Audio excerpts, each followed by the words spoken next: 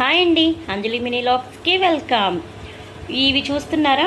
కొంతమంది వీటిని ఊరు మిరపకాయలు అంటారు, మజ్జిగ మిరపకాయలు అంటారు, చల్ల మిరపకాయలు అంటారు, ఊరేసిన మిరపకాయలు అంటారు. ఏ పేరుతో పిలుచుకున్నా ఇవి మనకి ఊరు మిరపకాయలు. మాకు ఇటు సైడ్ ఊరు మిరపకాయలు అంటారు. ఇవి పప్పుల్లోకి అన్నిట్లోకి చాలా బాగుంటాయండి. వీటి ప్రాసెస్ కూడా చాలా ఎక్కువే, మీ అందరికీ తెలిసిందే కదా. 5 రోజులు మేమైతే 5 రోజులు పెడతామండి. 5 రోజులు మంచిగా పుల్లటి మజ్జిగలో ఉప్పేసి నానపెడతాము. రోజు తీసి ఎండబెట్టి మళ్ళీ తీసుకొచ్చి అదే మజ్జిగలో వేసి అట్లా 5 రోజులు ఊరిస్తామండి. బాగా ఊరిన తర్వాత ఉప్పు అన్నీ పట్టినాక చూస్తున్నారు కదా, బాగా ఎండిపోయినాయండి. బాగా ఎండాలి, ఏ మాత్రం పచ్చున్నా కూడా బూజు పట్టేస్తాయి. ఇవి బాగా ఎండాలండి. ఇదిగోండి, ఇలా అన్నప్పుడు ఇలా కట్ అయిపోవాలన్నమాట. బాగా తునగాలి.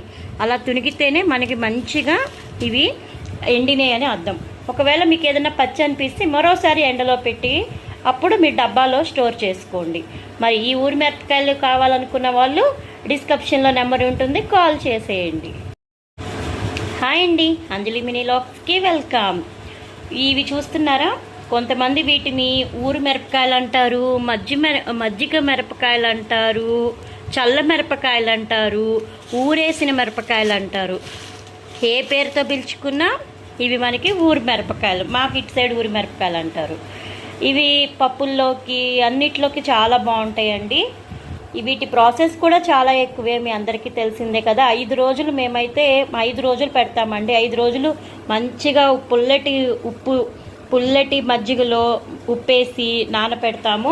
రోజు తీసి ఎండబెట్టి మళ్ళీ తీసుకొచ్చి అదే మజ్జిగలో వేసి అట్లా 5 రోజులు ఊరిస్తామండి. బాగా ఊరిన తర్వాత ఉప్పు అన్నీ పట్టినాక చూస్తున్నారు కదా, బాగా ఎండిపోయినాయండి. బాగా ఎండాలి, ఏ మాత్రం పచ్చున్నా కూడా బూజు పట్టేస్తాయి. ఇవి బాగా ఎండాలండి. ఇదిగోండి, ఇలా అన్నప్పుడు ఇలా కట్ అయిపోవాలన్నమాట. బాగా తునగాలి. అలా తునిగితేనే మనకి మంచిగా ఇవి ఎండినాయి అని అర్థం. ఒకవేళ మీకు ఏదైనా పచ్చి అనిపిస్తే మరోసారి ఎండలో పెట్టి అప్పుడు మీ డబ్బాలో స్టోర్ చేసుకోండి.